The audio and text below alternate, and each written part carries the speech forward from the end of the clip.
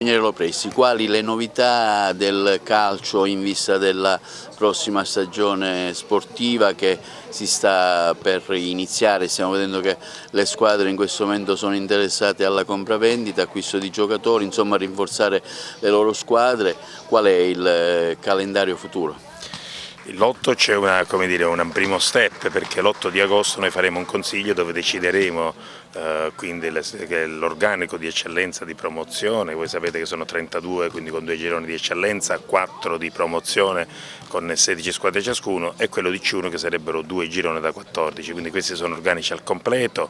Capiremo i ripescati, c'è una di queste ad esempio che riguarda Agrigento e l'Acragas, che ha chiesto di essere ripescata in eccellenza. L'Acragas ha fatto i playoff, le società che hanno richiesto di fare i playoff sono 3, i posti sono al momento 4, e quindi l'Acragas sarà, diciamo, se la documentazione è in regola, se la documentazione è a posto, perché poi tutto dipende anche da questi fatti, probabilmente l'Acragas sarà una di quelle squadre assieme all'Enna e ad altre società dei playoff che andranno in eccellenza. Per quanto riguarda qualche altra squadra, poi per completare l'organico piglieremo un'altra squadra, la stessa cosa dicasi in promozione, dove abbiamo alcune richieste. Abbiamo anche la Cuffaro di Raffadale che ha chiesto di fare, diciamo, e anche questa, avendo fatto i playoff, sarà, diciamo, in pole position per poter essere ripescata. Quindi novità, diciamo, niente, c'è che quest'anno i campionati, la Coppa Italia sarà l'1 e l'8 settembre, il campionato inizierà il 15,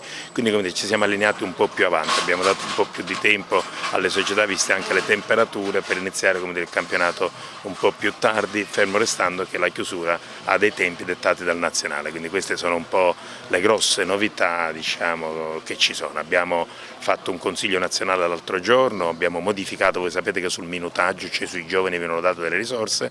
Bene, l'anno prossimo saranno non solo la prima classificata che usa più giovani, ma saranno anche le prime 3, sia in eccellenza che in promozione, e quindi questo, è un impegno continuo del Presidente Sibilia a privilegiare i giovani, a privilegiare l'impegno dei giovani nelle società, a pensare sempre alle società. Qual è lo stato di salute del calcio siciliano, un po' anche delle società in generale?